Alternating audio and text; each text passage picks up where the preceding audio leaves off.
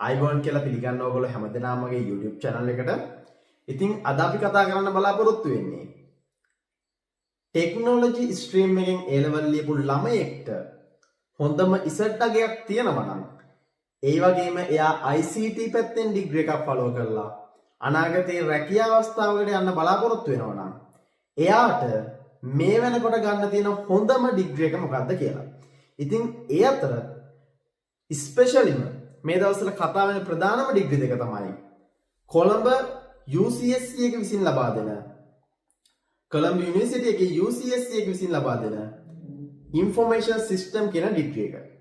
ඒ වගේම ශ්‍රී ජයවර්ධනපුර විශ්වවිද්‍යාලය ලබා දෙන BICT කියන එහෙම නැත්නම් ටෙක්නොලොජි ස්ට්‍රීම් එකේ ශිෂ්‍යයන් සඳහාම හඳුන්වා දීලා තියෙන Bachelor of Information and Communication Technology කියන ඩිග්‍රී එක සම්බන්ධයෙන්. එතකොට අපි මේ ඩිග්‍රී දෙකෙන් මොකක්ද හොඳම ඩිග්‍රී එක කියලා කතා කරද්දී අපි ප්‍රධාන වශයෙන්ම අවධානය යොමු කරන්න ඕනේ කරුණු කිහිපයක්ම තියෙනවා. ඒ විතරක් නෙමෙයි අපි ඩිග්‍රී එකක් තෝරගද්දී අපි විශේෂයෙන්ම හොයා බලන්න ඕනේ අධ්‍යයනය කරන්න ඕනේ ස්පෙෂල් පොයින්ට් කිහිපයකුත් තියෙනවා.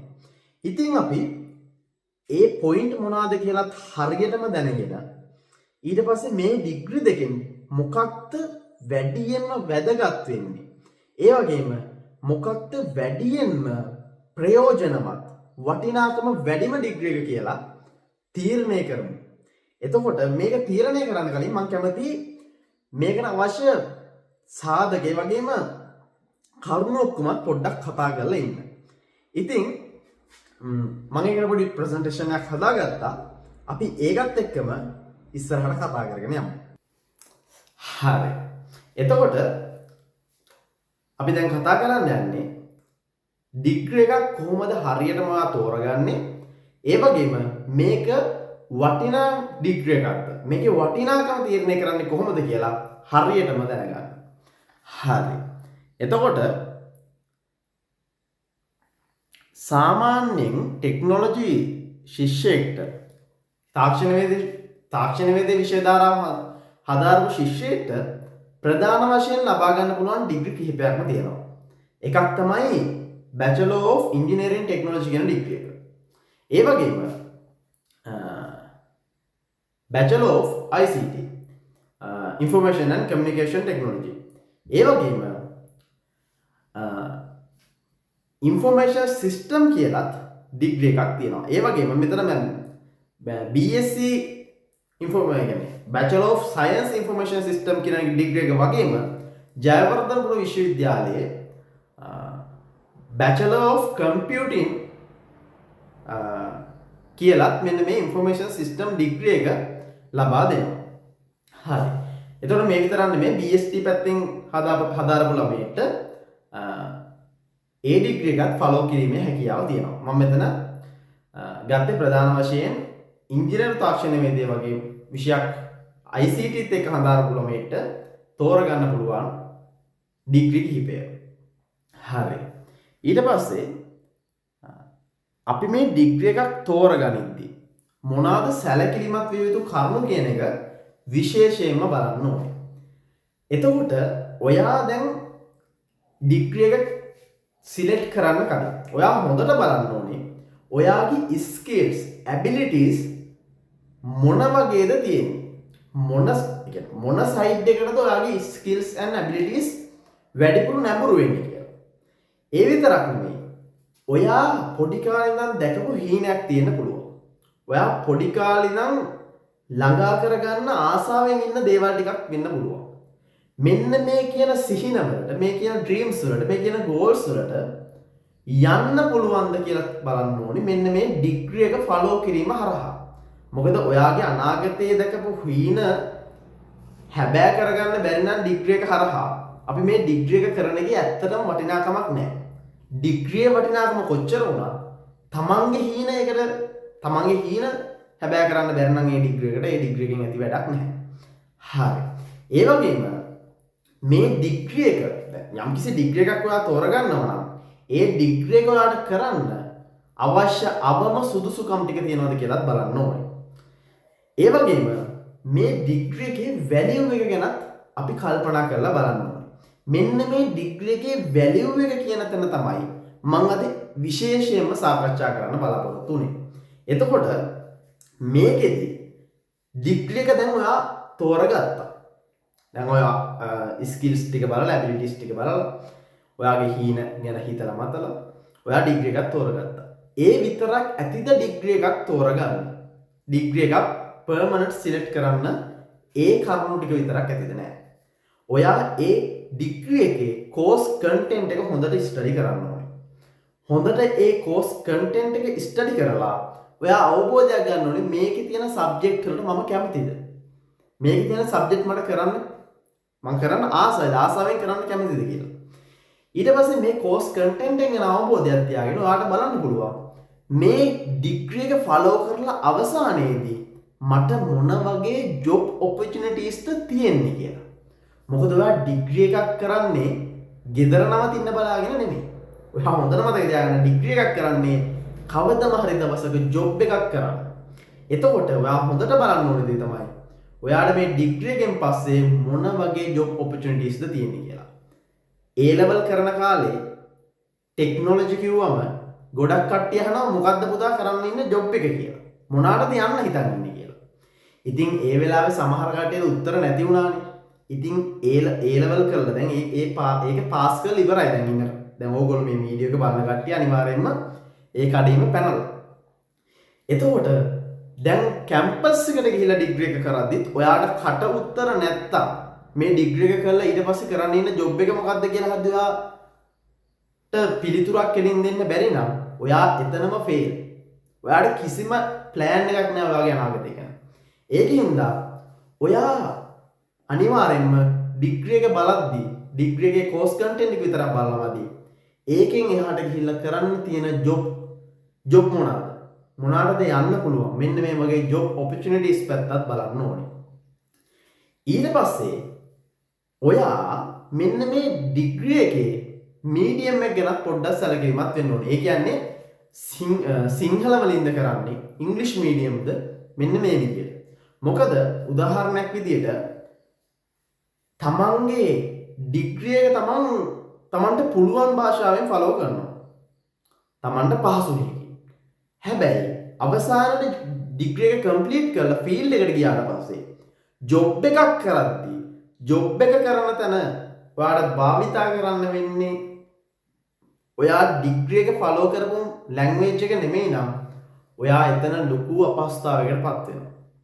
එතකොට ඔයා ඉවෙලට පසුතැවේවි අනේ මම මේ ඩිග්‍රී එක මේ මීඩියම් එකෙන් ෆලෝ කරන්න තිබ්බා කියලා. අන්න ඒ දේ සිද්ධ නොවෙන්න ඔයාගේ අර ජොබ් ඔපචුනිටිස් බලවනවා. මොන වගේ ෆීල්ඩ් එකකටද මොන වගේ තැනකටද යන්න පුළුවන් කියලා.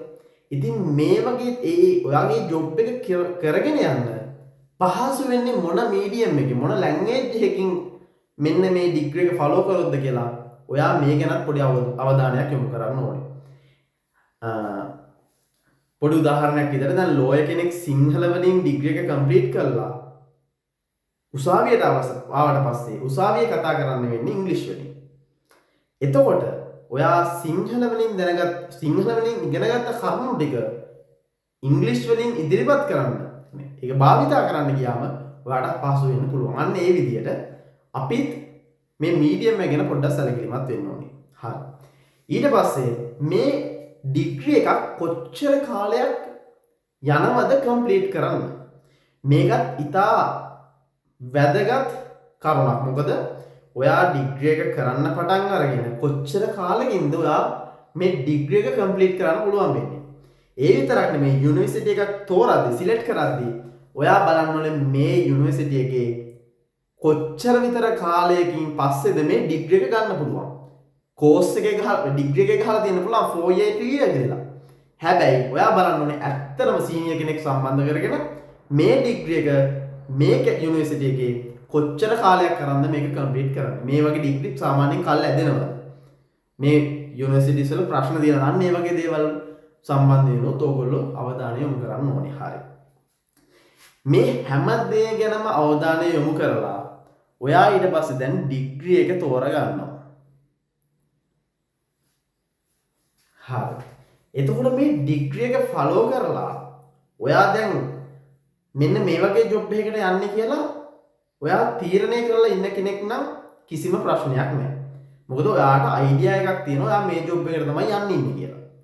හරි. දැන් මම යන්නේ ඔයා තාමත් ඔයාගේ අනාගත ජොබ් එක සම්බන්ධව කිසිම අයිඩියා එකක් නැති කෙනෙක් නම් ඔයා දන්නේ නැහැ ඔයාට තියෙන හැකියාවන්, ඔයාගේ තියෙන මේ abilities, skills එක, behavior එක ඔයාට මොකද්ද හොඳම ඩිග්‍රී එක කියලා. ජොබ් එක කියලා. එතකොට ඒ අදාළ ජොබ් එක ඔයා අඳුරගත්තේ නැත්නම් ඔයාට නිවැරදිම ඩිග්‍රී එක ෆලෝ කරන්න වෙන්නේ නැහැ. මොකද ලෝයර් කෙනෙක් වෙන්න ඉන්න කෙනෙක් මෙඩිසින් ගිහිල්ලා හරියන්නේ නැහැ. අන්න ඒ වගේ. ඔයාගේ ආසාව තියෙන පැත්තෙන් තමයි ඩිග්‍රී එක ෆලෝ කරන්න ඕනේ. ඉතින් මේකට විසඳුමක් විදියට මම පොඩි ඇක්ටිවිටි එකක් ගෙනාවා. අතරම මේක මමත් ඔරියන්ටේෂන් ගියාම ඒ ආපු ලෙක්චර් කෙනෙක් අපිට දීපු එකක්. මට ඒ වෙලෙම හිතුණා මේක දෙන්න තිබ්බේ දැන් නෙමෙයි කෝස් එක ඩිග්‍රී එක සිලෙක්ට් කරන්න කලින් කියලා. මම ඒක නිසා මම මේ ප්‍රසන්ටේෂන් එකට මේක ඇඩ් කරගත්තා. හරි. එතකොට මේකේ තියෙනවා ඔප්ෂන් 4ක් A B C D කියලා. එතකොට මම මේ ඔප්ෂන් වල තියෙන ඒවා එකින් එක පැහැදිලි කරගෙන යනවා. එතකොට මේ ඔප්ෂන් වල තියෙන එක Tamanට ෆැමිලියර් කියලා දැනෙනවා. මේ ඔප්ෂන් 4ෙන් ඔයාට වැඩියෙන්ම ෆැමිලියර් කියලා දැනෙන ඔප්ෂන් දෙකට ඔයා 1 2 කියලා රේට් එක දෙන්න. ඒ කියන්නේ ඔයා වැඩියෙන්ම මේක ෆැමිලියර් කියලා දැනෙනවා නම් ඔයා එකට 1 කියලා රේට් එක දෙන්න. ඔයාට මේ ඊට පස්සේ ෆැමිලියර් මොකද ඔප්ෂන් එකක් තියෙනවා නම් ඔයා ඒක දෙවෙනි ඔප්ෂන් එක විදියට රේට් එක දෙන්න. එන්නේ විදියට මේ ඔප්ෂන් වලින් ඔප්ෂන් වලින් හතරම ඔයාට ෆැමිලියර් වගේ දැනනවා කියලා හතරම දෙන්න යන්න එපා. ඔයාට වැඩියෙන්ම ෆැමිලියර් එකට ඔයාට නිකන් මේක මං ගැන කියනවා. අන්න ඒ විදියට දැනනොත් ඔයා ඒකට ඒකයි තව එකටයි රේට් එක දෙන්න. එතකොට ඔයා ගාම මේ එකක්වත් නැහැ කියලා දැනුනොත් ඔයා මේ මොකක්වත් නැහැ කියලා දැනුනොත් ඔයා රේට් එකක් දෙන්න එපා. ඒක අතහැරලා දාන්න. හරියි. එතකොට පළවෙනි ඔප්ෂන් ඒක option A B C D කියලා මම මෙහෙම පිළිවෙලට කියාගෙන යන්නේ. එතකොට එක රෝ එකකින් ඔප්ෂන් දෙකකට විතරක් ඔයා රේට් එක දෙන්න. හරි. එතකොට රෝස් තියෙනවා 1 2 3 4 5 පහක් තියෙනවා. එතකොට මේ පහේ මම එක්ස්ප්ලেইন කරලා ඔයා රේට් එක දෙන්න. හරි. පළවෙනි එක solving puzzles and problems. ඔයා වැඩියෙන් ප්‍රශ්න විසඳන්න ප්‍රශ්න කියන්නේ ගැටලු විසඳන්න කැමති කෙනෙක් නම් ඔයා අර A level වලට ICT කරන කාලේ Python එහෙම ගණන් දෙද්දි ඒක විසඳලා ඔයා ඒකට උත්තරේ අරගෙන මාර සතුටක් විඳින කෙනෙක් නම් ඔයා ඒ ගැටලු විසඳීමෙන් ඔයා ප්‍රොබ්ලම් ස්ලෝ කරද්දී ඒකෙන් ඔයා ඒක වින්දනයක් ලබනවා නම් ඔයා වින්දනයක් ලබනවද? එහෙනම් කියන්නේ මම මේ දේවල් කියද්දි ඔයාට දැනුණාද මේ මං ගැන කියන්නේ කියලා. ඔයා එහෙම කෙනෙක්ද? එතකොට දෙවෙනි එක helping peoples and explaining things. ඒ කියන්නේ ඔයා සාමාන්‍යයෙන් පුද්ගලයන්ට ඔයාගේ යාළුවන්ට වෙන්න පුළුවන්, හිතවත් කාට හරි වෙන්න පුළුවන්, ඔයාට බාල කෙනෙක්ට වෙන්න පුළුවන්. ඔයා කාට හරි උදව් කිරීම මගින් ඔයා සතුටක් ලබනවද? ඔයා තව කාට හරි තේරුම් ගන්න බැරි වෙච්ච දේ. දැන් ටීචර් කෙනෙක් උගන්වද්දී ඒ ළමයාට තේරුම් ගන්න බැරි වෙච්ච දේ ඔයා එයාට පැහැදිලි කරලා කියලා දීලා එක්ස්ප්ලেইন කරලා ඔයා ඒකෙන් සතුටක් ලබනවද? ඔයා මෙන්න මෙහෙම කෙනෙක්ද? ඒ වගේම ඔප්ෂන් C එක designing visuals or making things look good. ඒ කියන්නේ ඔයා සාමාන්‍යයෙන් අර කියන්නේ ඇසට ප්‍රියමනාප ඒ වගේම අපිව අර නිකන් වීඩියෝ එකක් බලද්දී උනත් අපි ඒ ෆ්ලෝ එකට ආසයි. අපි ඊට පස්සේ මොහොතේ මොකද්ද වෙන්නේ කියන එක ගැන හැමතිස්සෙම කුතුහලයක් තියෙනවා. අන්න ඒ වගේ අර ටිකක් අමුතුම විදිය හැක්. ඒ කියන්නේ අමුතුම විදියට තමයි ඔයා යම් කිසි දෙයක් ගැන බලන්නේ. ඒකෙන් ඔයාලට හොඳ අවුට්පුට් එකක් එළියට දෙන්න පුළුවන්. ඒ කියන්නේ ඔය දැන් වීඩියෝ එඩිටර්ස්ලා ඉන්නවා ඊට පස්සේ වීඩියෝ කන්ටෙන්ට් ක්‍රියේටර්ස්ලා ඉන්නවා මෙන්න මේ වගේ ඔයාලට අලුතෙන් අර වෙනස්ම විදියකට දෙයක් ප්‍රසන්ට් කරන්න පුළුවන් එළියට දෙන්න පුළුවන් නම් මෙන්න මේ වගේ කෙනෙක්ද ඔයා. ඒ වගේම option D එක organizing tasks and leading teams. ඒ කියන්නේ ඔයාට මොකක් හරි වැඩක් දුන්නම ඒ වැඩේ ටක් ගාලා organize කරලා ඔයාට ඒක ටීම් වර්ක් එකක් විදියට දුන්නා නම් ඒ ටීම් එකම ලීඩ් කරගෙන තමන් අර එන ලොක්කා කියලා ප්‍රදර්ශනය කරන්න යන්නේ නැතුව හැමදේම දන්නවා කියලා ප්‍රදර්ශනය කරන්න ඕනේ නැහැ. හැබැයි ටීම් එක දිගින් දිගටම ලීඩ් කරගෙන ගිහිල්ලා අවසාන වෙනකම්ම ලීඩ් කරන්න පුළුවන් නම් ඔයාට ලීඩ් කියන්නේ ටීම් එකක් ලීඩ් කිරීමේ හැකියාව තියෙනවා නම් ඔයාට මේකට රේට් එකක් දෙන්නත් පුළුවන්. හරි. ඊට පස්සේ දෙවෙනි සෙට් එකේ ඔප්ෂන් ටික මම කියාගෙන යනවා. building apps and coding. ඒ කියන්නේ ඔයා ඇත්තටම ඔයා O level කාලේ ඉවර වෙලා ඉන්න කාලෙ වෙන්න පුළුවන්. ඔයා මේ ගැන තනියෙන් ඉගෙනගෙන හරි කෝස් එකක් කරලා හරි ඔයා මේ building කියන්නේ apps develop කරන්න ඊට පස්සේ coding ලියන්න ඔයා ඇත්තටම දක්ෂයි. කියන්නේ ඒක ඔයා මේ කරන්න ඕනේ හින්දා නැත්නම් A level වලට දැන් code එක කොහොමද ලියන්න බෑ. Python ඉගෙන ගන්න බෑ. ඒ හින්දා ඉගෙන ගන්න ඕනේ මේ. ඔයා ඇත්තටම මේකට දක්ෂයි. ඔයාට ටක් ගාලා අර ඒක ඔයාගේ ඇඟේ තියෙනවා වගේ දෙයක්. ඔයාගේ එක නිකන් ජාන වලින් ඇවිල්ලා වගේ. යන්නේ මේ වගේ දෙයක්. අර සංගීත එහෙම කරන කට්ටිය පොඩි කාලේ ඉඳන් සින්දු කියන්නේ කියලා දීලා නෙමෙයි අහන් ඉඳලා. අන්න ඒ වගේ ඇප් බිල්ඩ් කරන්න බෑ බලාගෙන ඉඳලා. එහෙම නෙමෙයි. ඔයාගේ ඇඟේම තියෙන මේ බිල්ඩින් කෝඩින් හැකියාව. අන්න එහෙම කෙනෙක් නම් ඔයා. ඊට පස්සේ දෙවෙනි ඔප්ෂන් එක talking to client. ඒ කියන්නේ ඔයගොල්ලන්ට අත්දැකීමේ සමහර කට්ටිය ජොබ් කරනවා දැන් A level ඉවර වෙලා ඊට පස්සේ O level ඉවරලා ජොබ් කරපු කට්ටිය ඉන්නවා. ඕගොල්ලෝ හැමතිස්සෙම කාත් එක්ක හරි කතා කරන්න සාකච්ඡා කරන්න මෙන්න මේ වගේ දේවල් වලට කැමති කෙනෙක් නම් ඔයා නිතරම කතා බහ කරන්න කැමති කෙනෙක් නම් මේක ඔයා ගාව දෙනවා වෙන්න පුළුවන්. ඊට පස්සේ drawing no video editing මම කිව්සලා එතකොට ඔයාට ලස්සනට දේවල් අඳින්න පුළුවන්. ඔයාට වීඩියෝ එඩිට් කරන්න පුළුවන් ලස්සනට කලර්ස් වෙනස් කරලා කලර්ස් අඩු වැඩි කරලා ඒ ඔයාගේ ඒක ඇඟේම තියෙනවා. ඒක ඔයාට නිකන් දැනෙනවා. චිත්‍රයක් අඳින්න ගියාන් පස්සේ පොඩි කාලේ නම් ඔයා චිත්‍ර අඳින ඔයාට තියෙන මාර වර්ණ සංකලනයක්. මෙන්න මේ වගේ කෙනෙක් නම් ඔයා. මේක ඔයා ගාව තියෙන ස්කිල්ස් එකක් ඔයා ඇබිලිටි එකක් වෙන්න පුළුවන්. එතකොට option D managing timelines and plans. ඒ කියන්නේ ඔයා තිතට වැඩ කරන කෙනෙක්. මං ඉගෙන ගන්න කාලෙත් මගේ ගුරුවරයෙක් හිටියා. ඒ සර් 7:00 කිව්වොත් 7:00. 8:00 කිව්වොත් 8:00. පැය 2යි කිව්වනම් පැය 2ම තමයි. එන්නේ විදියට ඔයා ටයිමින් එක්ක ප්‍රැක්ටිස් කරලා වෙන්න පුළුවන් නැත්නම් ඔයාගේ කෙනවා පොඩි කාලේ නම් වෙලාවට වැඩ කරන කෙනෙක්. සමහරට ඒක කාලයක් තිස්සේ පුරුදු වෙලා වෙන්න පුළුවන්. හැබැයි ඔයා හැමතිස්සෙම වගේ වෙලාවටම වැඩ කරන්න මේ වෙලාවටම වැඩ කරන්න පුරුදු වෙලා ඉන්නවා. අන්න ඒ වගේ කෙනෙක් නම් මේක ඔයා ගාව තියෙන ක්වොලිටි එකක් වෙන්න පුළුවන්. හරි. ඊට පස්සේ තුන්වෙනි පේළියේ logical thinking. අර තාර්කිකව හිතනවා කියලා කියන්නේ අර Sherlock Holmes වගේ. ඒක ප්‍රබන්ධයක් තමයි. එතකොට ඒ විතරක් නෙමෙයි ඔයා දැන් සමහරට Python වගේ කියන්නේ කෝඩ් කරන්න ගියාම ලොජිකල් හිතනවා වෙන්න පුළුවන්. සාමාන්‍ය ජීවිතේ ලොජිකල් හිතනවා වෙන්න පුළුවන්. මෙහෙම කරොත් මෙහෙම හොඳයි. මේක මෙහෙම කරොත් හරියයි. දැන් ඔයාට මොකක් හරි ප්‍රශ්නයකට මුහුණ දෙන්න උනාන් පස්සේ ඔයා හිතනවා මේක මෙහෙම කරොත් ගොඩයයි කියන්නේ. අපිට දැනෙනවා. ඒක මෙහෙම තාර්කිකව හිතලා දැනෙනවා. මේ තාර්කිකව හිතලා ඔයාට තීරණ ගන්න පුළුවන්. මෙන්න මේ වගේ ඔයා ලොජිකල් තින්කර් කෙනෙක් නම් මෙන්න මේක ඔයාට දෙන්න පුළුවන්. ඔයාට මේකට රේට් එකක් දෙන්න පුළුවන්. ඊට පස්සේ කමියුනිකේෂන් කියන්නේ තව කෙනෙක් සමග හොඳට සංවේදනය කරන්න පුළුවන්.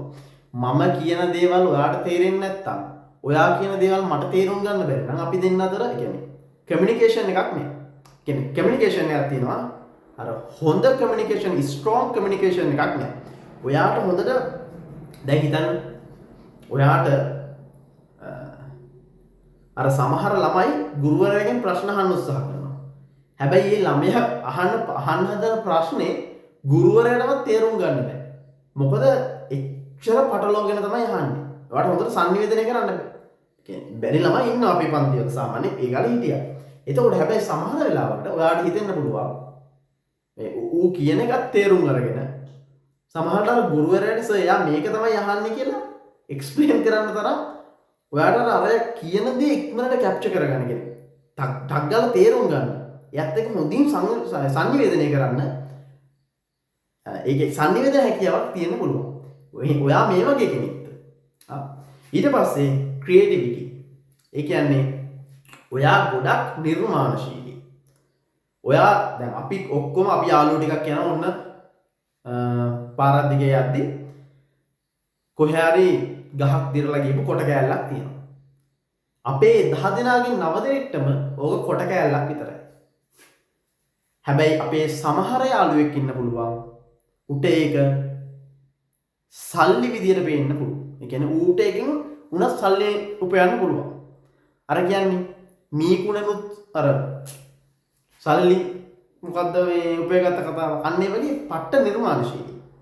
ඒ කියන්නේ ඒගොල්ලෝ දකින්නේ වෙනම විදියකට. ඒගොල්ලන්ට පේන දේවල් ඒගොල්ලන්ට වෙනම කෝණකින් පේන්නේ. ඔයා අන්න ඒ වගේ නිර්මාණශීලී කෙනෙක් නම්. කියන්නේ ඒ විදියෙන් නෙමෙයි ඔයා තාක්ෂණයේ පැත්තෙන් මොන හරි නිර්මාණයක් කරන්න පුළුවන්. දැන් හැමෝම රොබෝලා හදනවා. දැන් රොබෝලා හදද්දී ඒ විදියම රොබෝ කෙනෙක් නැතුව ඔයා වෙන විදියකට හදනවා.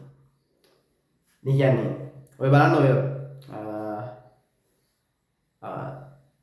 ඔය නව නිර්මාණ කරන කට්ටියගේ සමහර නෑ අපි ඒ කාලේ අර නව නිර්මාණ කියලා ඔය ප්‍රදර්ශන එහෙම දෙද්දී අපි හැමෝම පින්තූර ටිකක් ගන්නගෙන මොනවා හරි ටිකක් කරගෙන මල් වාසයක් හදාගෙන මල් එකක් හද බොකි එකක් හදාගෙන යනවනේ. හැබැයි සමහර කට්ටිය උන් වෙනම විදියට හිතන්නේවත් නැති දේවල් කරලා තියෙනවා. අන්න ඒ වගේ කෙනෙක්ද ඔයා. එතකොට ඔප්ෂන් D ඕගනයිසින්. ඕගනයිසින් කියන්නේ දැන් හිතන්න ඔයා මෙහෙම කෙනෙක් නම් අනිවාර්යයෙන් ඔයාලට මේක දැනෙන්න ඕන. ඔයාලගේ පවුලේ වෙන්න පුළුවන්, ඔයගොල්ලෝගේ ඔයාගේ ස්කූල් එකේ වෙන්න පුළුවන්, ස්කූල් එකේ වෙන්න පුළුවන්. ඔයාගේ ළඟින් ඉන්න සෙට් එක දන්නා උට වැඩක් බාර දුන්නොත් ආයි බලන්න දෙයක් නැහැ. ඌ ඒක කරනවා. ඌගේ ප්ලෑන් ඌනම් ප්ලෑන් කරේ හරි බය වෙන්න දෙයක් නැහැ. ඒක ගොඩ. අන්න ඒ වගේ චරිතයක් නම් ඔයාලට මේකට රේට් එකක් දෙන්න පුළුවන්. හරි. ඊට පස්සේ creating new softwares. ඔයා අලුත් software නිර්මාණය කරන්න කැමතියි. ඔයාට ඒක නමුදු කුතුහලයක් තියෙනවා, ආසාවක් තියෙනවා. ඔයා අලුතෙන් නිර්මාණය කරන softwares නිර්මාණය කරන්න කැමතියි. ඔයා ඒ වගේ අලුතෙන් app develop කරන්න කැමතියි. මෙන්න මේ වගේ කෙනෙක් නම් ඔයා මේකට රේට් එකක් දෙන්න පුළුවන්. ඊට පස්සේ option B teaching or writing. teaching or writing කියන්නේ ඔයා උගන්වන්න කැමති. තව කෙනෙක්ට දෙයක් කියලා දෙන්න කැමති. තව කෙනෙක්ට ගොඩාක් පැහැදිලි වෙන විදියට දෙයක් කියලා දෙන්න කැමති. ඔයා ලියන්න කැමති වෙන්න පුළුවන්. සමහර කට්ටිය කතා කරන්න කැමති නෑ. ඒගොල්ලෝගේ හැඟීම්, ඒගොල්ලෝගේ හැමදේම ඒගොල්ලෝ ප්‍රකාශ කරන්නේ ලියලා. කවියෝ ඉන්නවා. අන්න ඒ වගේ කට්ටිය. ඒ කියන්නේ මේක ICT ෆීල්ඩ් එකට අදාළ නැහැ කියලා ඔයගොල්ලෝ හිතන්නේ උදාහරණයක්. එහෙම නෙමෙයි. මම කියන්නේ සාමාන්‍ය ජීවිතයේදී ඔයගොල්ලෝ මේ ලක්ෂණ තියෙනවා නම්, මේ ඇබිලිටිස් තියෙනවා නම්, මේ ඔයාලට ෆැමිලිය කියලා දැනෙනවා නම් ඔයා මේකට රේට් එකක් දෙන්න. හරි? එතකොට හැමදේම ලියලා ප්‍රකාශ කරන්න හරි සංනිවේදනය කරන්න හරි ඒගොල්ලෝ කැමති නෑ. එහෙනම් ඔයා මේකට රේට් එකක් දෙන්න. ඊට පස්සේ branding no marketing. branding no marketing කියන එක මම පොඩි උදාහරණයක් කියන්නම්. අර සමහර උන් ඉන්නවා ඔය Facebook වල දැකලා ඇති. උන්ට කාන්තාරයකට ගිහිල්ලා ජර්සියක් විකුණන්න, කුඩයක් විකුණන්න දුන්නා උන් ඒක කරනවා. උන් එච්චර දෙයක් මාකට් කරන්න උන්ට මාර හැකියාවක් තියෙනවා. සමහරට නරි වගේ කපටි වෙන්න පුළුවන්. හැබැයි ඒක උගේ හැකියාව. එහෙම කට්ටිය ඉන්නවා. අනේ අක්කේ රංගියේ වරෙන්කෝ මෙහෙම මේකත් ගනින්කෝ.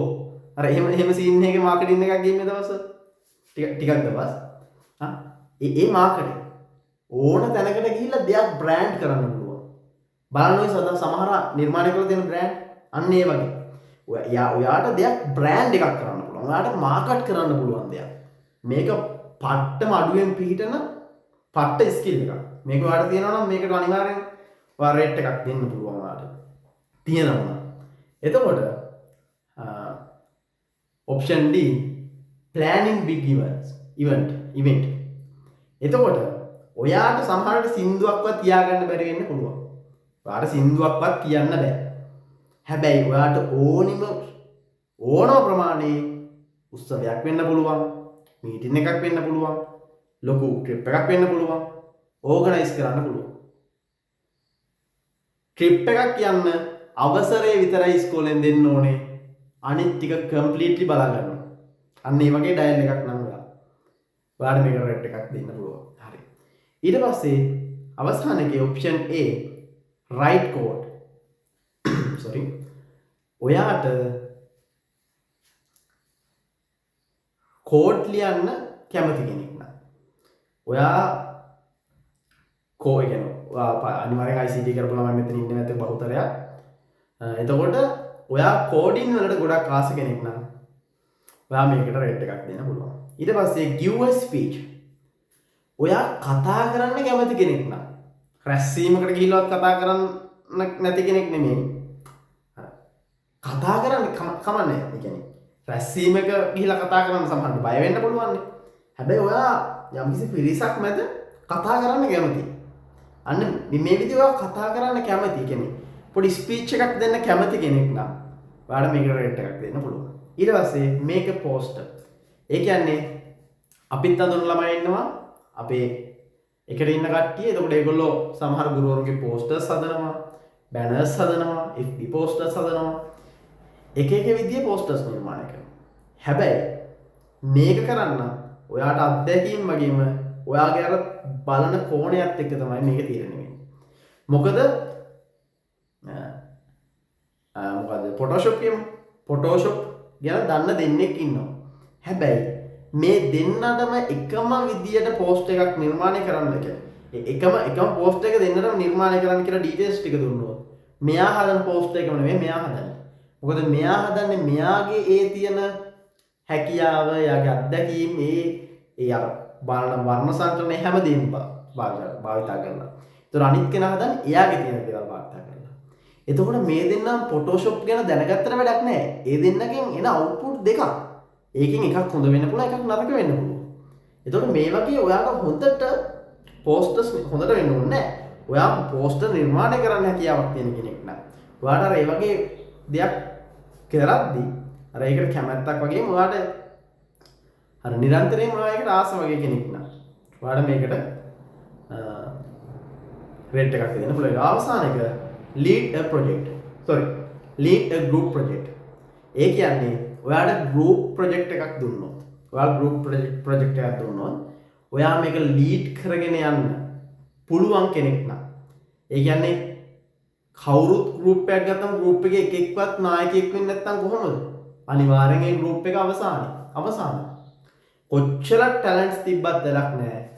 group එක lead කරේ නැත්නම්, group එකේ හොඳ communication එකක් තිබ්බේ නැත්නම්, මේ හැමදේම එකකට එකක් කනෙක්ට් කරලා මේක ඔක්කොම හැමෝම lead කරෙන්නේ නැත්නම් කෙනෙක් මේ group එකේ කොච්චර skill තියෙන කට්ටිය හිටියත් ඒගොල්ලන්ට project එක win කරන්න හරි success කරන්න හරි වෙන්නේ නැහැ. මොකද communication කියන එක ගොඩක් වැදගත් මේ වගේ group project එකක. ඒතකොට මේ වගේ group එකක් lead කරන්න ඕනේ. ඔයත් මෙන්න මේ වගේ lead කරන්න පුළුවන් හැකියාවක් තියෙන කෙනෙක් නම් ඔයා ඒකට රේට් එකක් දෙන්න. හරි. දැන් එතකොට මේකේ ඔයගොල්ලෝ රේට් දීලා තියෙනවා. දැන් බලන්න ඔයාගේ ෆස්ට් එක රේට් එකේ මම දෙකයි දෙන්නේ ෆස්ට් ඇන්ඩ් සෙකන්ඩ් කියලා. එතකොට මේ රේටින් වලින් ඔයා වැඩිපුරම රේට් දීලා තියෙන option A වලටද B වලටද C වලටද D වලටද කියලා. සමහර විට ඔයා ඔප්ෂන් දෙකකට ෆස්ට් සෙකන්ඩ් කියලා දීපු හින්දා ඔයාට ඔප්ෂන් දෙකක් ටක් ගාලා පේනවා වෙන්න පුළුවන්. මම මේ ඔප්ෂන් දෙකට වැඩියෙන් දීලා කියලා රේට් එක. හරි. එහෙනම් මේ ඔප්ෂන් දෙකේ නම් ලෙටර්ස් දෙක මතක තියාගෙන ඔප්ෂන් A ද B ද C ද D ද කියලා ඔහොම යමු පහළ ස්ලයිඩ් එකට. ස්ක්‍රීන්ෂොට් එකක් ගහ ගන්නවා. ස්ක්‍රීන්ෂොට් එකක් ගහගෙන පහළ ස්ලයිඩ් එකට යමු. හරි. එතකොට ඔයාගේ මේ ආපු ඔප්ෂන් වලින් බලන්න මොන ඔප්ෂන් එකද ඔයාලට වැඩියෙන්ම ඇවිල්ලා තිබ්බේ. ඒ වගේම ඒට ඊට ඉස්සරහින් තියෙන ජොබ් කැටගරිස් මොනවාද කියලා. එතකොට මේක තේරෙම තමයි ඔයාට අර වැඩිපුරම ආපු ඔප්ෂන් දෙක තියෙනවනේ. ඒ දෙකෙන් බලන්න ෆස්ට් එක වැඩියෙන්ම මොන ඔප්ෂන් එකටද ආවේ, සෙකන්ඩ් එක වැඩියෙන්ම මොන ඔප්ෂන් එකටද ආවේ කියලා. එතකොට මේ දෙකට අදාළව බලන්න ඔයාලගේ ඔය තියෙන ජොබ්. එතකොට මේ ජොබ් වලින් එකක් ඔයාට ගොඩක් ෆැමිලිය වෙන්න පුළුවන් අනාගතයේදී. ඔයාට මේ ගැන කියන්නේ ජොබ් එකක් ගැන තාම අයිඩියා එකක් නැති කෙනෙක් නම් ඔයා මේකෙන් හිතලා බලන්න. මේ ජොබ් එක ගැන තව ටිකක් ඩීප්ලි ස්ටඩි කරලා බලන්න. ඔයාට සමහරවිට මේකට ආස හිතෙන්න පුළුවන්.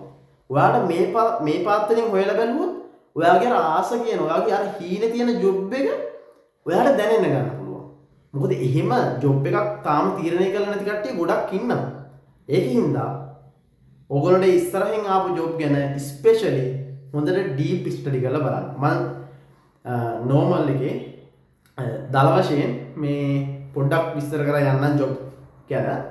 එතකොට ඩිවෙලොපර්ස්ලා, ඉන්ජිනියර්ස්ලා, කියන්නේ සොෆ්ට්වෙයාර් ඉන්ජිනියර්ස්ලා, ඊට පස්සේ ඔය ඇප්ලිකේෂන් ඩිවෙලොපර්ස්ලා, වෙබ් ඩිවෙලොපර්ස්ලා, අන්න ඒ වගේ කට්ටිය. ඊට පස්සේ ඩේටා සයන්ටිස්ට්, හරිද?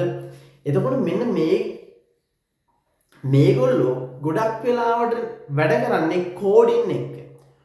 අලුතෙන් දැන් ප්‍රශ්නය ඇවිල්ලා කිව්වට පස්සේ ප්‍රශ්නෙට ප්‍රෝග්‍රෑම් එක ලියන්නේ මේගොල්ලෝ. ඔයාට ප්‍රෝග්‍රෑමින් ගොඩක් ආස කෙනෙක් නම් ඔයා ප්‍රෝග්‍රෑමින් පැත්තට වැඩියෙන් යන්න කැමති නම් ඔයා ඩිවෙලොපින් පැත්තට යන්න කැමති නම් අන්න ඒ වගේ කෙනෙක් නම් ඔයාට ගැලපෙන්නේ මෙන්න මේ විදියේ ජොබ් එකක්. ඊට පස්සේ consultant, business analyst, IT support, ඊට පස්සේ ට්‍රේනර්. මෙන්න මේ කියන ජොබ්. එතකොට ඔයාට අර කෝඩින් දැන් බිස්නස්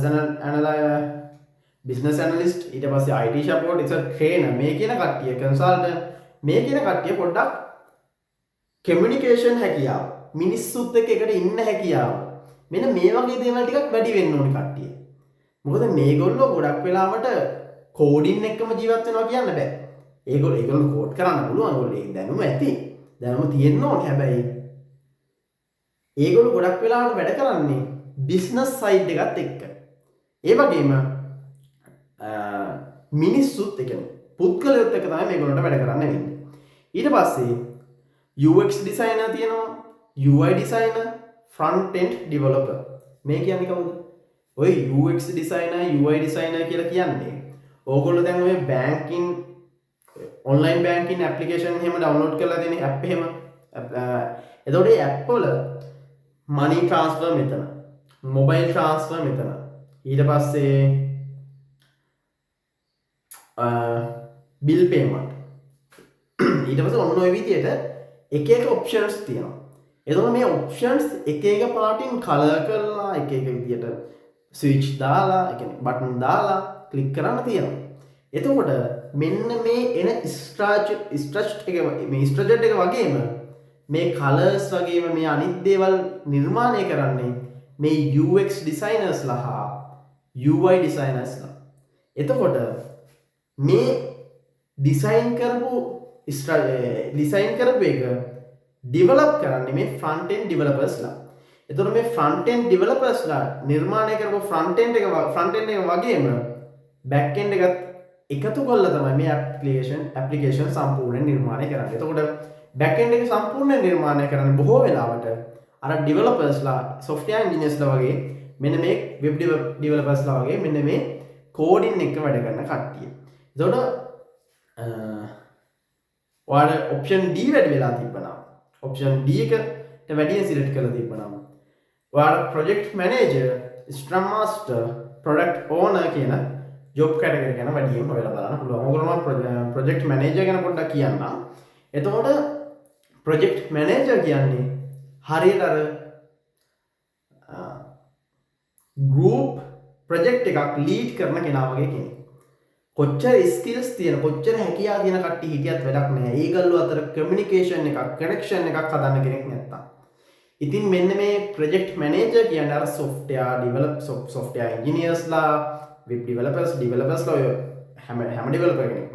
ඒතකොට මේ බිස්නස් ඇනලිස්ට්ලා, ඊට පස්සේ ඔය UX designer, UI designer, මේ front end developersලා මේ හැමෝම අර එකම පාත් එක අරගෙන යන්නේ. මේගොල්ලෝ අතර හොඳට කමියුනිකේෂන් එක පවත්වාගෙන යන්නේ මෙන්න මේ ප්‍රොජෙක්ට් මැනේජර්. එතකොට මෙයා ප්‍රොජෙක්ට් එක බාරගත්ත දවසේ ඉඳන් අවසාන වෙනකම්ම සම්පූර්ණම මේ සම්බන්ධයෙන් අවධානය යොමු කරගෙන මේගොල්ලෝ මේක ප්‍රොසීඩි එක කරගෙන යන්න සම්පූර්ණම කමියුනිකේෂන් එක හදනවා. කමියුනිකේෂන් කරනවා. මෙයා තමයි සම්පූර්ණයෙන්ම මේ ප්‍රොජෙක්ට් එක ගැන බලන්නේ. එතකොට මෙන්න මේ වගේ ජොබ් එකකට යන්න උනත් ඔයාලට පුළුවන් ඔයාලට ඔප්ෂන් D එකට ඒ කියන්නේ ඔය ඔප්ෂන් D එක කියන්නේ වැඩිපුරම සිලෙක්ට් කරලා තිබ්බනම් හරි. එතකොට මේ ජොබ් වලට අමතරව තවත් ජොබ් තියෙනවා. එතකොට මේ ජොබ් ගැනත් ඔයගොල්ලෝ විශේෂයෙන් අර ඔයාලට ආපු ඔප්ෂන් එක යටතේ තියෙන ජොබ් ගැන විශේෂයෙන් හොයලා අනිත් ජොබ් ගැන අයිඩියා එකක් ගන්න. එතකොට විශේෂයෙන් මම මෙතන දෙයක් කියනවා. ඒක තමයි DICT ඩිග්‍රී එක සහ ඉන්ෆෝමේෂන් සිස්ටම් කියන ඩිග්‍රී එක ඔයාලගෙන් මොන වගේ කැමැත්තක් තියෙන කට්ටියද තෝරගන්න ඕනේ කියලා. ඒ කියන්නේ දෙකම නෙමෙයි සෝරි. ඉන්ෆෝමේෂන් සිස්ටම් ඩිග්‍රී එක තෝරගන්න ඕනේ මොන වගේ කට්ටියද? DICT ඩිග්‍රී එක තෝරගන්න ඕනේ මොන වගේ කට්ටියද? මේ දෙකේ තියෙන වාසි සහ අවාසි මොනවාද කියන ඒවා අපි කතා කරමු. හරි. එතකොට next slide එක හරි. එතකොට ඩිග්‍රී ගත්තන් පස්සේ සාමාන්‍යයෙන් ICT පැත්තෙන් ඉස්සරහට යන කෙනෙක්ට මේ ඉන්ෆෝමේෂන් සිස්ටම් කියන ඩිග්‍රී එක සහ BICT කියන ඩිග්‍රී එක ප්‍රධාන වශයෙන් බලා ගන්න පුළුවන්. එතකොට ඔයා මේ දෙකෙන් මොන පාත් එකේද යන්නේ කියන එක තීරණය කරන්න ඕනේ ඔයාගේ කැමැත්ත මත සහ ඔයාගේ අනාගතයේ තියෙන බලාපොරොත්තුත් එක්ක. එතකොට මම මේ වගේ තියෙන වාසි සහ අවාසි කියලා හොඳම ඩිග්‍රී එක මොකක්ද? ඒ වගේම ඒක තීරණය වෙන්නේ කොහොමද කියන එක ඔයගොල්ලන්ට කියන්න.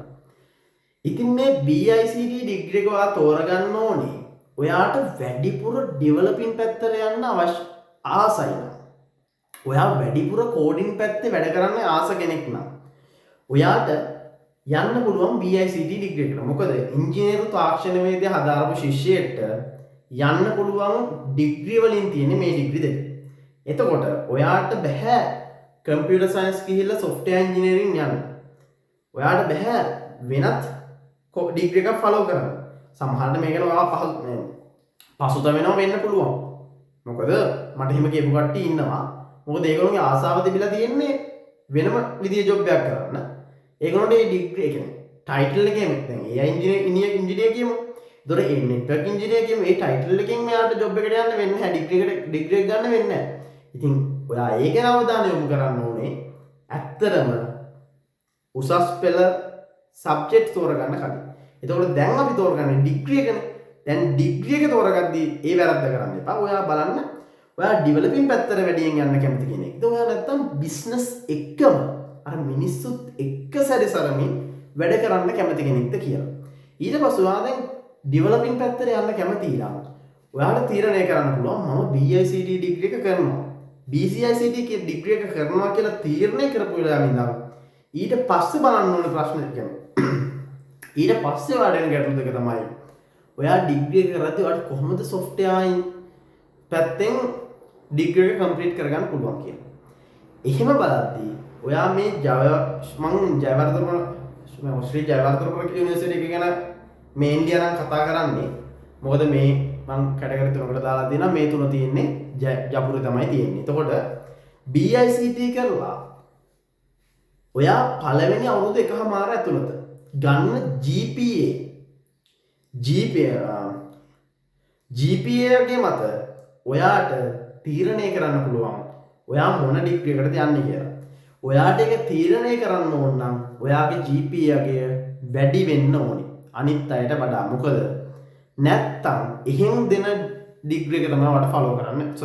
පාත් එක හරහා තමයි මේ කැටගරි එක හරහා තමයි ඔයාට යන්න වෙන්නේ. එතකොට අවුරුද්දෙන් අවුරුද්දට මේකට වෙනස් වෙන්න පුළුවන්. මොකද GPA ගේ වැඩිම කට්ටිය වැඩියෙන් ඉල්ලන පැත්ත කියන්නේ සොෆ්ට්වෙයාර් පැත්තද නෙට්වර්කින් පැත්තද මල්ටිමීඩියා පැත්තද කියන එක මත ඔයාට ඒ අවුරුද්දේදී ඒ සයිට් එකෙන් යන්න තියෙන සයිට් එකෙන් යන්න නම් අවශ්‍ය GPA ගේ වෙනස් වෙනවා. දැන් හිතන්නකෝ සොෆ්ට්වෙයාර් පැත්තට තමයි GPA එක වැඩි වෙච්ච හැමෝම ඉල්ලලා තියෙන්නේ. එහෙනම් ඔයාලා සොෆ්ට්වෙයාර් කරන්න නම් GPA එක වැඩි වෙන්න ඕනේ. මේ GPA එක කියන්නේ ඔයාගේ නිකන් A level කරන කාලේ Z එක වගේ එකක්. හැබැයි හැදෙන විදිය සම්පූර්ණයෙන්ම වෙනස්. අගයක් නිකන් ඉසඩ් එක කියද්දිත් අර 2.0 ගණන් 1.0 ගණන් ඒ විදිහටනේ තියෙන්නේ. මේකේ GPA එක මෙන්න මේ වගේ 2.1 1.3 ඔන්න ඔය ගණන් වලින් යනවා. එතකොට මෙන්න මේ අගය GPA අගය මත තමයි ඔයාලා මේ මොන කැටගරි එකකින්ද යන්න පුළුවන් කියන එක තීරණය කරන්න පුළුවන්. ඔයාලා හොඳම ඉහළම GPA අගයක් තියෙනවා නම් ඔයාලා මේ කැමති එකකට සිලෙක්ට් කරලා යන්නේ හැකියාවක් තියෙනවා. මට මේක කරන ළමයෙක්ගෙන් ගත්ත තොරතුරුවක් තමයි මම මේ කියන්නේ. එතකොට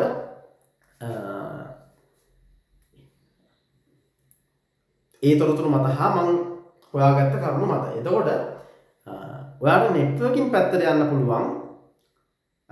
සොෆ්ට්වෙයාර් පැත්තට යන්න දැන් ඊළඟ GPA ගේ මත ඔයාලට කැමති නම් නෙට්වර්කින් පැත්තට යනවා. ඔයාලට කැමැත්තක් තිබ්බනම් දැන් ඉඳන්ම කැමැත්තක් තියෙනවා නම් දැන් මම උඩින් කියපු ජොබ් වල ඒ නෙට්වර්කින් කියන පැත්ත තිබ්බේ නැහැනේ. දැන් ඔයා නෙට්වර්කින් පැත්තෙන් ඉස්සරහට යන්න කැමති කෙනෙක් නම් ඔයා ඒ වගේ සයිඩ් එකකින් ගිහිල්ලා වැඩ කරන්න කැමති කෙනෙක් නම් ඔයාලට පුළුවන් ජපුරු BICD ඩිග්‍රී එක සිලෙක්ට් කරලා හොඳ GPA එකක් අරගෙන ඔයාට නෙට්වර්කින් පැත්ත සිලෙක්ට් කරලා ඔයාලට ඒ පැත්තෙන් ස්ටඩි කරන්න පුළුවන්. ඒ වගේම ඔයාලට මල්ටිමීඩියා පැත්තෙන් අවශ්‍ය නම් ස්ටඩි කරන්නත් පුළුවන්.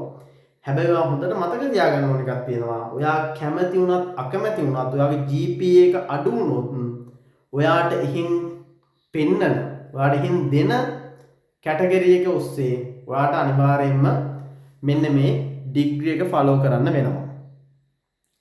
හරි.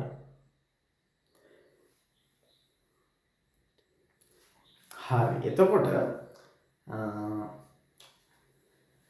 ඒ වගේම ඔයාලට මේ BICD ඩිග්‍රී කරන එකේ පොඩි වාසියක් තියෙනවා. වාසිය තමයි ඔයා බැච් එකට 350ක් විතර ළමයි තෝරගත්තා කියමුකෝ. මේ 350 දෙනාම යුනිවර්සිටි එකකින් පිටත් වෙන්නේ ඩිග්‍රී එක 4 year honest ඩිග්‍රී එකක් කම්ප්ලීට් කරපු 350 දෙනෙක් විදියට. මොකද මේකෙදි 350 දෙනාට මේ අවස්ථාව ලැබෙනවා. හැබැයි ඔයාට සිද්ධ වෙනවා GPA එක අඩු වුණොත් එහෙන් ලබා දෙන කැටගරි එක ඔස්සේ ඔයාට ස්ටඩීස් කරගෙන යන්න. හරි. ඊට පස්සේ IS ඩිග්‍රී එක පැත්තට ආවා. මේ IS ඩිග්‍රී එක ඔයාට ගන්න පුළුවන් කොළඹ UCSC එක හරහා වගේම සබරගමු විශ්වවිද්‍යාලය හරහා. ඒ වගේම ජයවර්ධනපුර විශ්වවිද්‍යාලය හරහා ඔයාට ගන්න පුළුවන්. හැබැයි ඒ ඩිග්‍රී එක BSc කියලා නෙමෙයි ඉන්නේ Bachelor of Computing Honest Information System degree එකක් විදියට. එතකොට මේ තුනෙන්ම ඔයාලට මේ ඉන්ෆර්මේෂන් සිස්ටම් කියන ඩිග්‍රී එක ලබා ගැනීම හැකියාව තියෙනවා. එතකොට වැඩිම ඉසඩ් එක සාමාන්‍යයෙන් ගන්න වැඩිම ඉසඩ් එක සලකා බලන්නේ මෙන්න මේ කොළඹ යුනිවර්සිටි එකේ UCSC එක හරහා ලබා දෙන ඉන්ෆර්මේෂන් සිස්ටම් කියන ඩිග්‍රී එකට. එතකොට මේ ඩිග්‍රී එකේ වාසි වගේම පොඩි භයානක පැත්තකුත් තියෙනවා. දැන් ඔයා ඇකඩමික් පැත්තට යන්න කැමති කෙනෙක් නම් ඔයා හයර් එඩියුකේෂන් පැත්තට යන්න කැමති කෙනෙක් නම් ඔයාට අනිවාර්යයෙන්ම සිද්ධ වෙනවා අවුරුදු 4ක ඩිග්‍රී එක කම්ප්ලීට් කරන්න. හැබැයි ඒ අවුරුදු 4ක ඔනස් ඩිග්‍රී එක කම්ප්ලීට් කරන්න නම් ඔයා අනිවාර්යයෙන්ම හොඳ GPA එකක් අරගෙන GPA එක වැඩිම 30 දෙනාම නෙමෙයි කෝස් එකේ ඉන්න ළමයින්ගෙන් 125 දෙනෙක් ගන්නවා. 125ක් ගන්නවා. අන්නේ 125 ඇතුළට වෙන්න ඕනේ. එහෙම වුණොත් විතරයි ඔයාට පුළුවන් 4th year degree එකක් කම්ප්ලීට් කරන්න.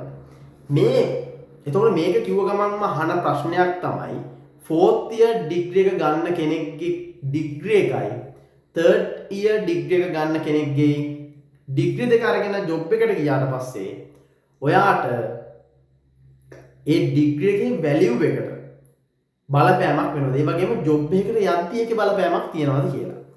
ඇත්තටම එහෙම බලපෑමක් නැහැ. මොකද 3rd year degree එක කම්ප්ලීට් කරද්දී ඔයාට ෆස්ට් ක්ලාස් එකක් ගන්න පුළුවන් නම් ඒ කියන්නේ මොකද්ද? ෆස්ට් ක්ලාස් එකක් කියන්නේ GPA එකගේ සාමාන්‍යයෙන් 3.4 වඩා වැඩි වෙන හැමෝටම කෝස් එකේ හැමෝම වැඩි වුණා කියමු. හැමෝටම ෆස්ට් ක්ලාස් එකක් හම්බ වෙනවා.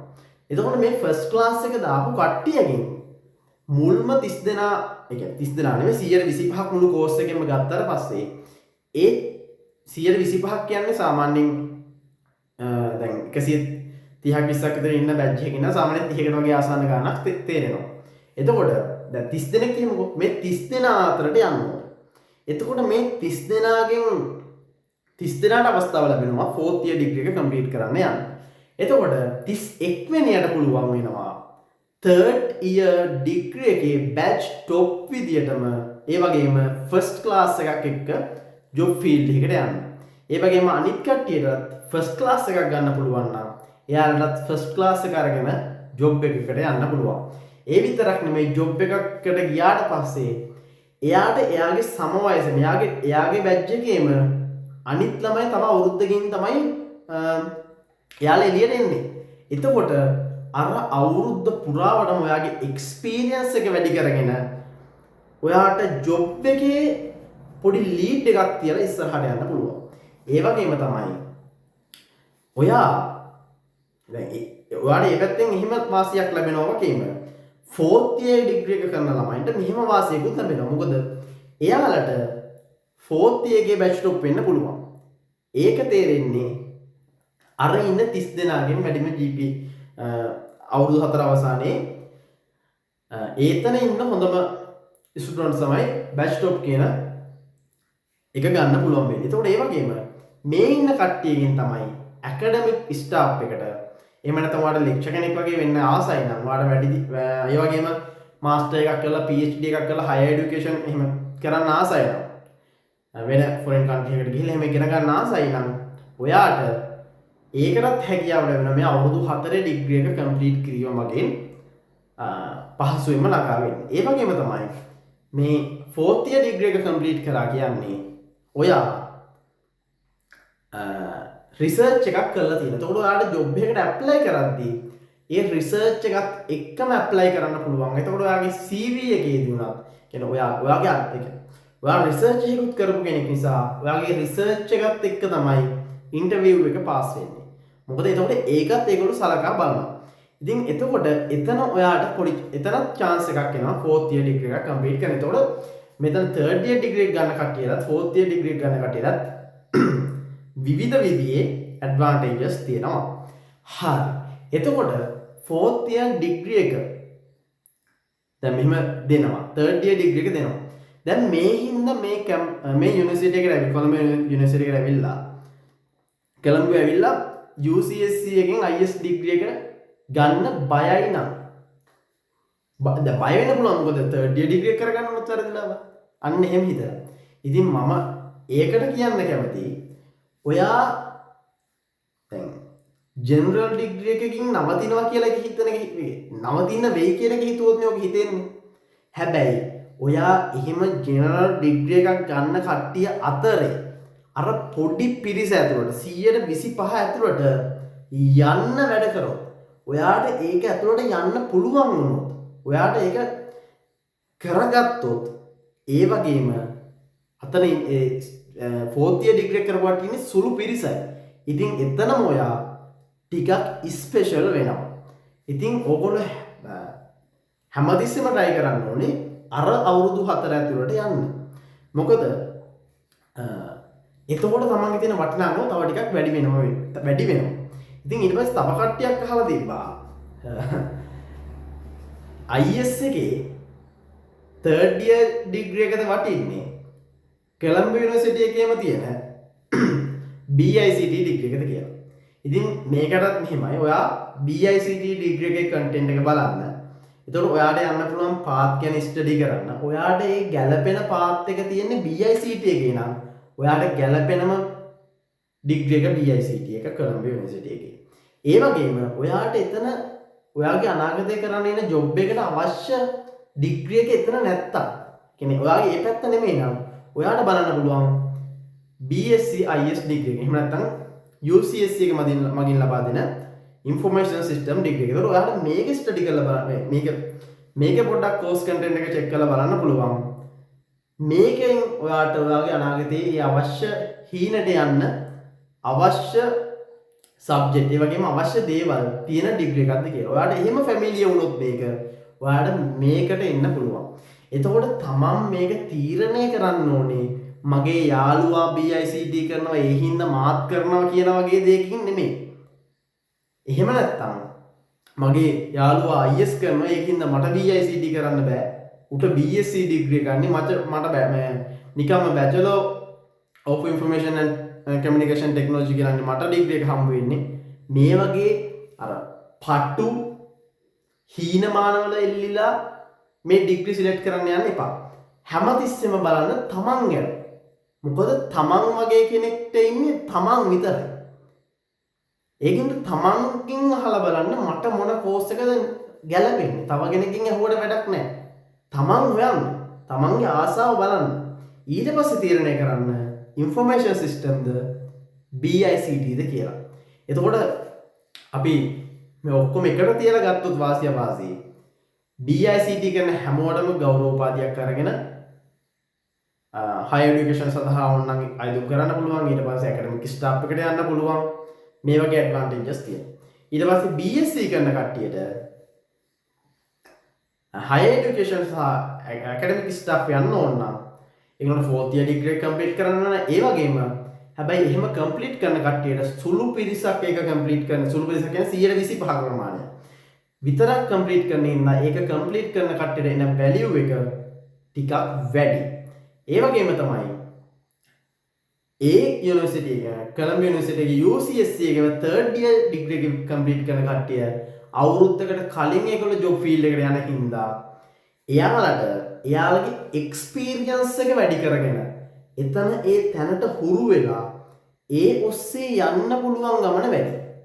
මොකද ඒකේ දැන් ඔයගොල්ලෝ කොහේ හරි වැඩ කරා නම් දන්නවා සමහර කම්පැනිස් වලට ගියාට පස්සේ ඒ කොච්චර ඉගෙනගෙන තිබ්බත් වැඩක් නැහැ. ඒ කම්පැනි එක විදියට හුරු වෙන්න ඕනේ.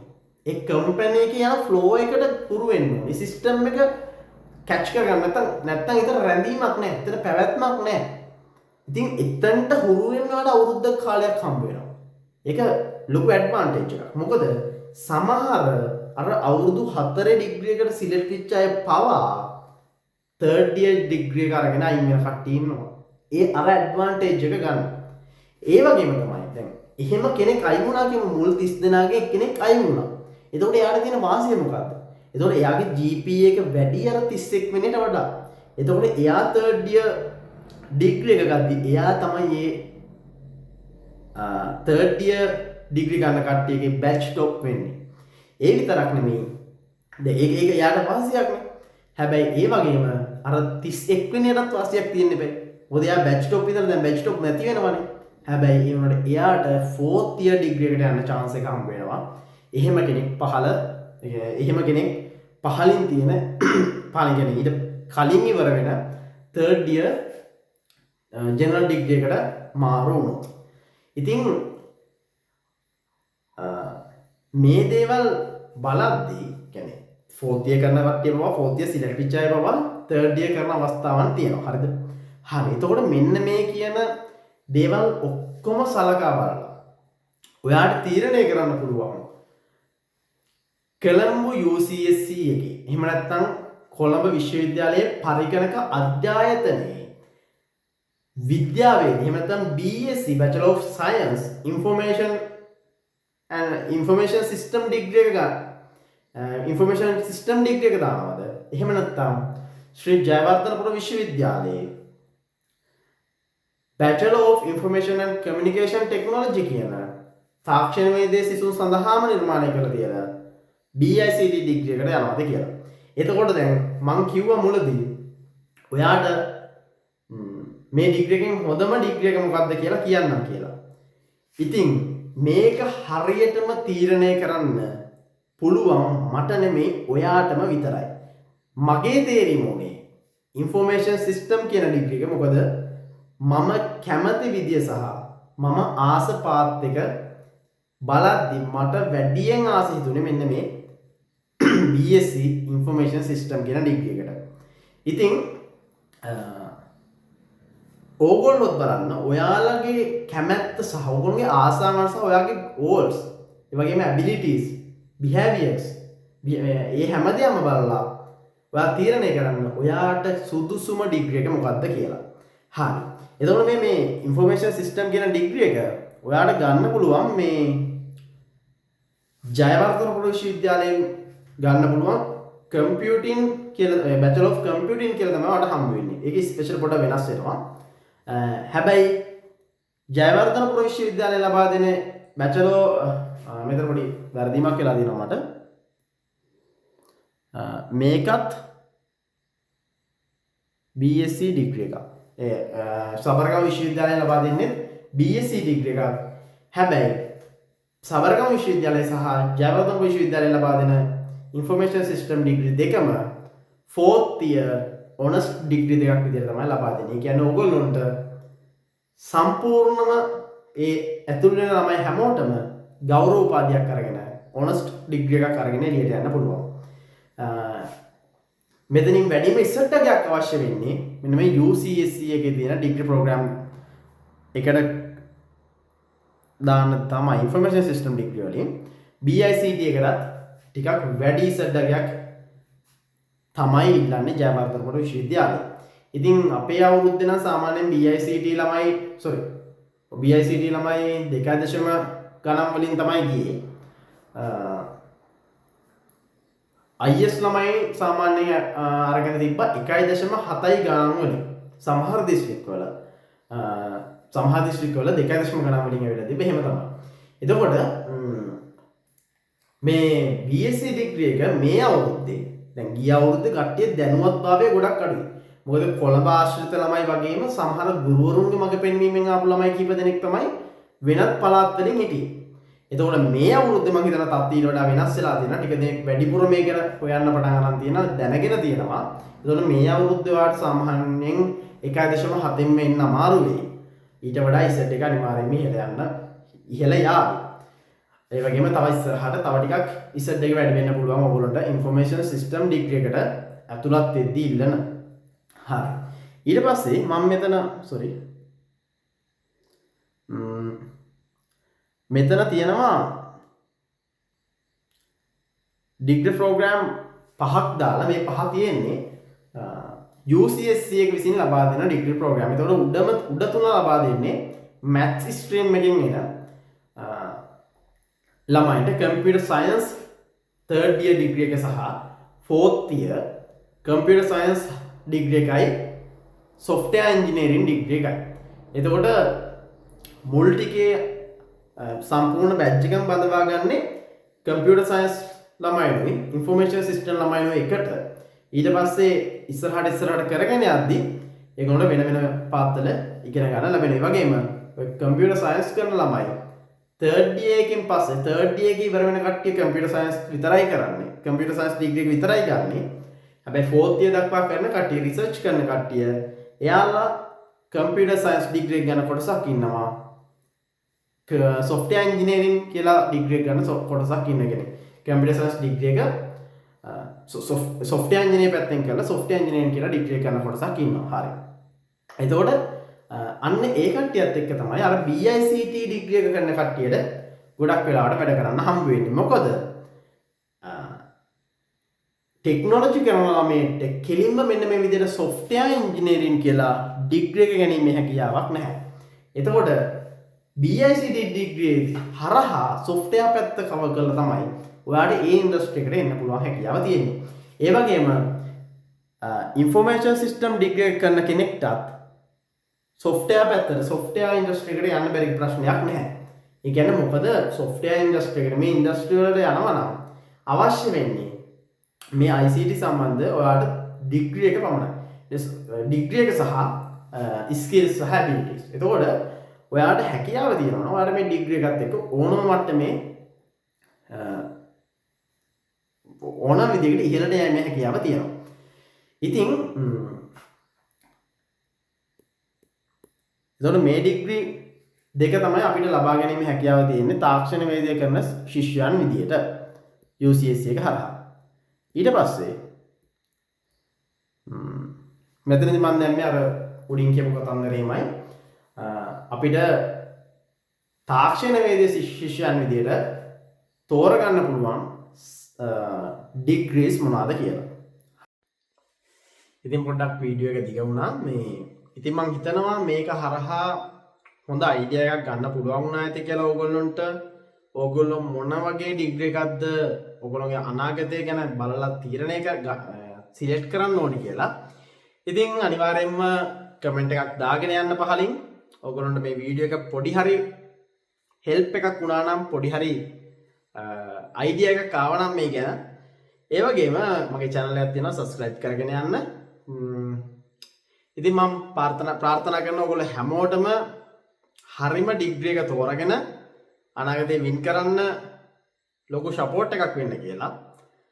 ඉතින් ඔයගොල්ලෝ හැමෝටම සුබ දවසක්. ඊළඟ අපි ආයෙත් තව වීඩියෝ එකකින් හම්බ වෙමු. Thank you.